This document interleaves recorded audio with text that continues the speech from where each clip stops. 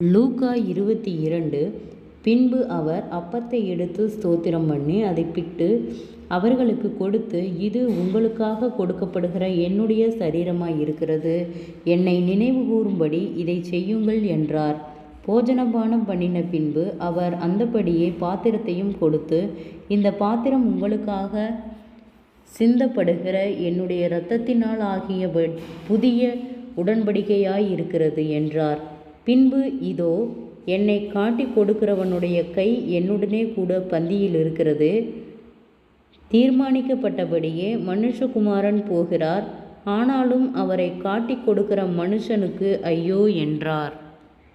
அப்பொழுது அவர்கள், நம்மில் யார் அப்படி செய்வான் என்று தங்களுக்குள்ளே விசாரிக்கத் தொடங்கினார்கள்.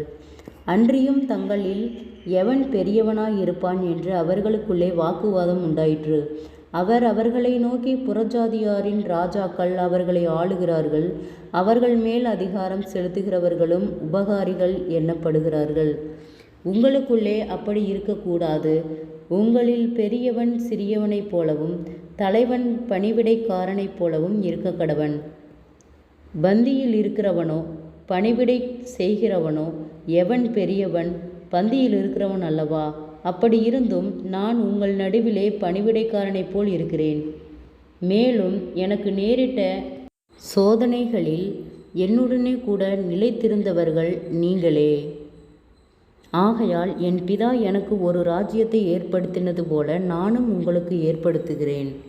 நீங்கள் என் ராஜ்யத்திலே என் பந்தியில் போஜனம் பானம் பண்ணி இஸ்ரவேலில் 12 கோத்திரங்களையும் நியாயம் தீர்க்கிறவர்களாய் சிங்காசனங்களின் மேல் உட்காருவீர்கள் என்றார். பின்னும் கர்த்தர், சீமோனே சீமோனே, இதோ கோதுமை கலகினால் புடைக்கப்படுகிறது போல சாத்தான் உங்களை புடைக்கிறதற்கு உத்தரவு கேட்டுக்கொண்டான். நானோ உன் விசுவாசம் ஒளிந்து போகாதபடிக்கு உனக்காக வேண்டிக் கொண்டேன். நீ குணப்பட்ட பின்பு உன் சகோதரரை ஸ்திரப்படுத்து என்றார். அதற்கு அவன், ஆண்டவரே, காவலிலும் சாவிலும் உம்மை பின்பற்றி வர ஆயத்தமாயிருக்கிறேன் என்றான். அவர் அவனை நோக்கி, பேதுருவே, இன்றைக்கு சேவல் கூவுகிறதற்கு முன்னே நீ என்னை அறிந்திருக்கிறதை 3 தரம் மறுதலிப்பாய் என்று உனக்குச் சொல்லுகிறேன் என்றார். பின்னும் அவர் அவர்களை நோக்கி, நான் உங்களை பணப்பையும் சாமான் பையையும் பாதரட்சிகளையும் இல்லாமல் அனுப்பினது போது ஏதாகிலும் உங்களுக்கு குறைவாயிருந்ததா என்றார். அவர்கள், ஒன்றும் இருந்ததில்லை என்றார்கள். அதற்கு அவர், இப்பொழுதே பணப்பையும் சாமான் பையையும் உடையவன் அவைகளை எடுத்துக்கொள்ள கடவன். பட்டயம் இல்லாதவன் தன் வஸ்திரத்தை விற்று ஒன்றை கொள்ளக்கடவன். அக்கிரமக்காரரில் ஒருவனாக எண்ணப்பட்டார் என்று எழுதியிருக்கிற வாக்கியம் என்னிடத்தில் நிறைவேற வேண்டியதென்று உங்களுக்கு சொல்லுகிறேன். என்னை பற்றிய காரியங்கள் முடிவு பெறும் காலம் வந்திருக்கிறது என்றார். அதற்கு அவர்கள், ஆண்டவரே, இதோ இங்கே 2 பட்டயம் இருக்கிறது என்றார்கள். அவர், போதும் என்றார். பின்பு அவர் புறப்பட்டு வழக்கத்தின்படியே ஒலிவமலைக்கு போனார். அவருடனே சீசரும் அவருடனே கூட போனார்கள். அவ்விடத்தில் சேர்ந்த பொழுது அவர் அவர்களை நோக்கி, நீங்கள் சோதனைக்குட்படாதபடிக்கு ஜெபம் பண்ணுங்கள் என்று சொல்லி அவர்களை விட்டு கல்லேறி தூரம் அப்புறம் போய் முழங்கால் படியிட்டு, பிதாவே, உமக்கு சித்தமானால் இந்த பாத்திரம் என்னை விட்டு நீங்கும்படி செய்யும். ஆயினும் என்னுடைய சித்தத்தின்படி அல்ல, உம்முடைய சித்தத்தின்படியே ஆக கடவது என்று ஜெபம் பண்ணினார். ஜெபம். கிருபையாய் நேசிக்கிறதா நல்ல தகப்பனே, ஆசீர்வாதமான வேலைக்காய் நன்றி செலுத்துகிறோம். லூக்கா 22வது அதிகாரத்தை தியானிக்க கொடுத்த தயவுக்காய் நன்றி செலுத்துகிறோம். கர்த்தாவே, இந்த வார்த்தையின்படி எங்களுக்கு ஒரு உணர்வை கொடுக்கும்படியாய் செபிக்கிறோம். ஆண்டவரே, நீ நேற்றும் இன்றும் என்று மாறாத கர்த்தர், ஒருவராய் பெரிய அதிசயங்களை செய்தவர். ஆண்டவரே, ஒவ்வொருவரும் போஜன பந்தியில் இருக்கும்போது எவ்வளவு ஆண்டவரே பயபக்தியாய் இருக்க வேண்டும் என்று நாங்கள் இதிலிருந்து கற்றுக்கொண்டோம். ஆண்டவரே, இந்த பந்தியில் இருக்கும்போது ஆண்டவரே உம்மை காட்டி கொடுக்கிறவர்களும் இருந்தார்கள் என்று சொன்னீர் ஆண்டவரே. அப்பா, இந்த யூதாஸ் காரியோத் போல் இல்லாமல் ஆண்டவரே அப்பா, ஊழியக்காரர்களுக்கு கீழ்ப்படுகிற பிள்ளைகளாய் ஒவ்வொருவரையும் நீர் மாற்றும்படியாய் நாங்கள் ஜெபிக்கிறோம். ஆராய்ந்து முடியாத பெரிய காரியங்களையும் எண்ணி முடியாத அதிசயங்களையும் செய்கிற கர்த்தர் நீர் ஆண்டவரே. ஜனங்களுக்குள்ளே உம்முடைய வல்லமை விளங்க பண்ணும் ஆண்டவரே.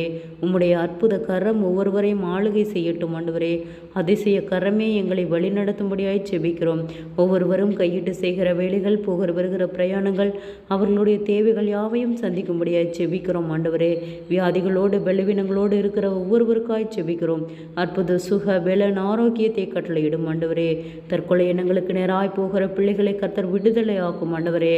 அப்பா, இந்த மொபைல் கேமில் அடிமையாக இருக்கிற ஒவ்வொரு பிள்ளைகளையும் கர்த்தர் விடுதலையாக்கும் ஆண்டவரே.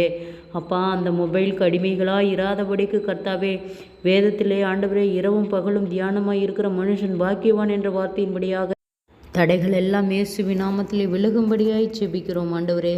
எங்களுக்குள் காணப்படுகிற பலவீனம் எல்லாம் இயேசுவின் நாமத்திலே பலப்படும்படியாய் ஜெபிக்கிறோம் ஆண்டவரே. மன அழுத்தங்கள், பாரங்கள், கவலைகள், நிந்தைகள், அவமானங்கள், பொல்லாத ஆவியின் கிரியைகள் ஆண்டவரே, முன்னோருடைய சாபக்கட்டுகள் ஆண்டவரே, அநேக போராட்டங்கள், பாடுகள் எல்லாவற்றுக்கும் நீர் எங்களை விலக்கி பாதுகாக்கும்படியாய் ஜெபிக்கிறோம் ஆண்டவரே. குறைவுகள் எல்லாம் கிறிஸ்து இயேசுவுக்குள் மகிமையில் நிறைவாக்கப்படும்படியாய் ஜெபிக்கிறோம். ஆராய்ந்து முடியாத பெரிய காரியங்களையும் எண்ணி முடியாத அதிசயங்களையும் செய்கிறவர் எங்களை ஆச்சரியமாய் அதிசயமாய் வழிநடத்தும்.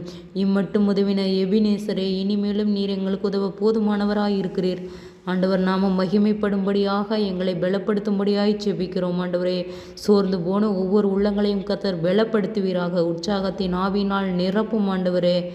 தடைகள் யாவும் விலகட்டும் இயேசுவின் நாமத்தினாலே. கையிட்டு செய்கிற எல்லா வேளையிலும் ஒரு ஆசீர்வாதத்தை கட்டளையிடும். எல்லா பிரயாணங்களிலும் தேவனுடைய கரம் கூட இருக்கட்டும். எல்லா ஆபத்துகளுக்கும் விபத்துகளுக்கும் விலக்கி பாதுகாத்து கொள்ளும். அற்புதங்களை காணும்படி செய்யும். அதிசயமாய் வழி நடத்தும். இயேசுவின் மூலம் செபங்கேளும் பிதாவே, ஆமேன்.